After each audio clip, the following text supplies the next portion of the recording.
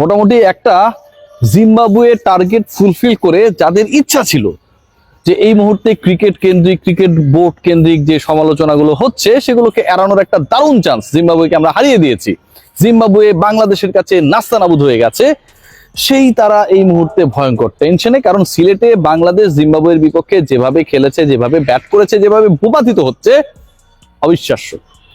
শুধু সেকেন্ড সেশনেই দলটা 70 রান তুলতে 26 ওভারে হারিয়েছে 5টা উইকেট। বাংলাদেশ দলের উইকেট পড়েছে মুড়ি মুরকির মতো, যেই বাংলাদেশ টিম ম্যানেজমেন্ট বিভিন্ন সময় এবং মিডিয়া জিম্বাবুয়ের কাছে এটা আভাস দেওয়ার চেষ্টা করেছিল নাহিদ রানার বল তোমরা খেলতে পারবে কি, সেই তারা মুজারাবানির বল খেলতে কুপোকাত। দুঃখজনক হলেও সত্য, ওয়েলিংটন মাসাকাজ্জা বাংলাদেশের বিপক্ষে সেকেন্ড সেশন শেষে তার বোলিং পিকার দাঁড়িয়েছে 3 উইকেট 7 রানের বিনিময়ে। লেফট আর্ম অর্থোডক্স ওয়েলিংটন মাসাকাজ্জা যেন সাকিব আল হাসানের ভূমিকায় অবতীর্ণ। তার মতো এরকম কোনো বিধ্বংসী বোলার পৃথিবীতে নেই যাকে সামলানোটা অনেক বড় কষ্টের। সিলেট টেস্টে বাংলাদেশি ব্যাটাররা যেভাবে উইকেট বিলিয়ে দিয়ে এসেছে, যেভাবে ভূপাতিত হয়েছে, যেভাবে প্রতিপক্ষের আক্রমণ, বোলিং আক্রমণকে রিড করতে ব্যর্থ হয়েছে, এটা ক্ষমার অযোগ্য। বাংলাদেশ দল, যেই দলটা জিম্বাবুয়ে, যেই দলটা বৈশ্বিক আসরগুলোতে সরাসরি খেলার এবং কোয়ালিফায়ার পেরিয়ে খেলারও যোগ্যতা অর্জন করতে পারে না, সেই দলের বিপক্ষে টেস্ট খেলতে নেমে রাজস্বিক ফরম্যাটে কি একটা অবস্থায়। আমরা অনেক আলোচনা করি বৈভব সূর্যবংশীর বয়স 14 কিনা, এটা দেখে মনে হচ্ছে 16 হতে পারে। আইপিএল যতই দাবি করুক যে তার বয়স 14 বছর, এটা ভাই ডাউটফুল। আমরা মানুষকে নিয়ে অনেক আলোচনা করি, কিন্তু আমাদের নিজেদের ক্রিকেট, আমাদের নিজেদের ক্রিকেট কাঠামো, আমাদের নিজেদের লঙ্গার ভার্সন, টেস্ট, ভবিষ্যৎ, কোনোটা নিয়ে আমাদের কোনো মাথা ব্যথা নেই।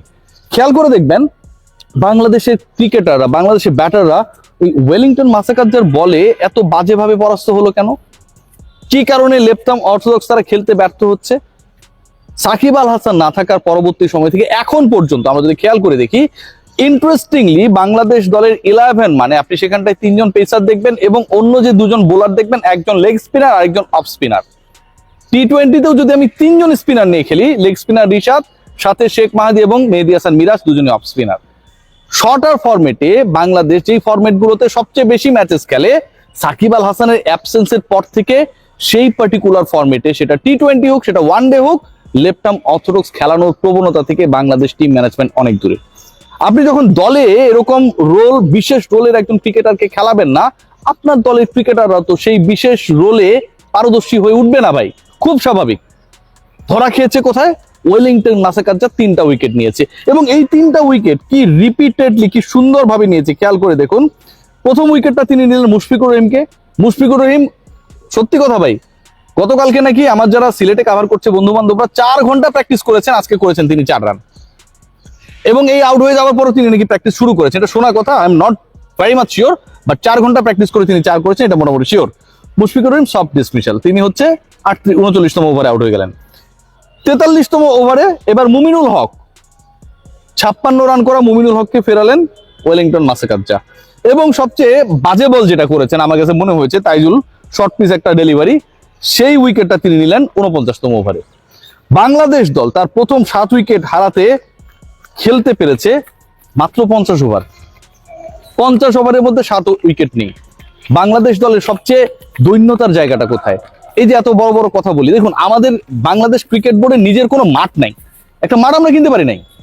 কত দুঃখজনক যে আমাদের নিজেদের একটা মাঠ নেই। আমাদের টাকা আছে, আমাদের গাড়ি আছে, আমাদের বিদেশি কোচিং স্টাফ আছে, আমাদের 25টা কমিটি রয়েছে, কত কিছু রয়েছে, কিন্তু খেলাটা যেখানটায় হয় সেই রকম একটা মাঠের মালিক বাংলাদেশ ক্রিকেট বোর্ড এখন পর্যন্ত হতে পারেনি। বাংলাদেশের যেই ক্রিকেটাররা এখানটায় লঙ্গার ভার্সনে টেস্টে খেলতে নেমেছে, তারা ডোমেস্টিক লঙ্গার ভার্সনে কতটুকু সবসময় এভেলেবেল থাকেন? মোস্ট অফ দ্য টাইমস থাকেন না। থাকলেও যেই ফরম্যাট, মানে আমার যে 4 ডে ক্রিকেটটা হয়, লঙ্গার ভার্সন ক্রিকেট বাংলাদেশে হয়, এনসিএল, বিসিএল হয়, সেই পার্টিকুলার ক্রিকেটের মান নিয়ে যথেষ্ট প্রশ্ন রয়েছে দেখেই তো জিম্বাবুয়ের বিপক্ষে আমরা পাচ্ছি না। এই প্রশ্ন যখন আপনি তুলবেন, সংশ্লিষ্ট কমিটির একজন চেতা গিয়া বলবে যে আপনারা কি খুব বেশি জানেন, আমরা অনেক ভালো উইকেটে খেলেছি, ক্রিকেটাররা অনেক হ্যাপি। তাই ক্রিকেটাররা তো রান করলেই হ্যাপি, ক্রিকেটাররা কি আনহ্যাপি হবে?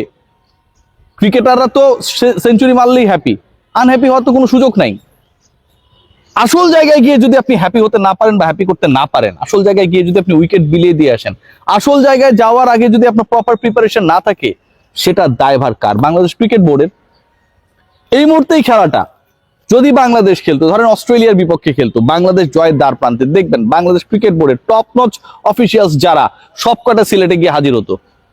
অথবা এই খেলাটা যদি বাংলাদেশের সিলেটে না হয়ে এটা যদি অন্য কোথাও হইতো, এটা ইন্ডিয়ায় হইতো, দুবাইতে হইতো, রাওয়ালপিন্ডিতে হইতো, ব্লুমফন্টেইনে হইতো, বাংলাদেশ ক্রিকেট বোর্ডের একটা বড় বহর সেখানটায় চলে যেত।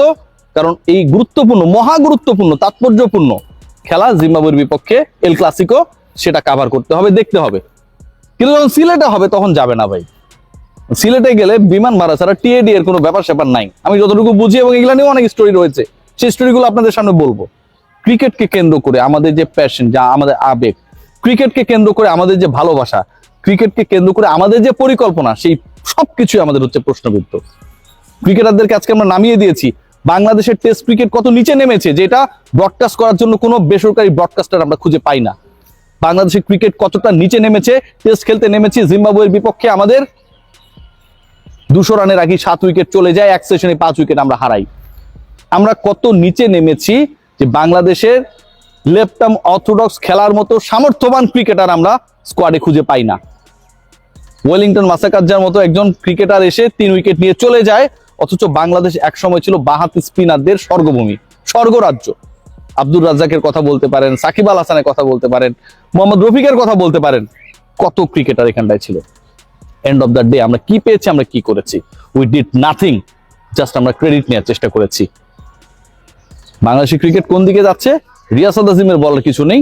আমার কাছে মনে হয় you guys now clear about the performance, এবং ভবিষ্যতে বিটিভিও দে উইল বি কনফিউজড যে বাংলাদেশের এই পারফরমেন্স যদি অব্যাহত থাকে তাদের খেলা সম্প্রচার করবে কি করবে না। সবাই ভালো থাকবেন।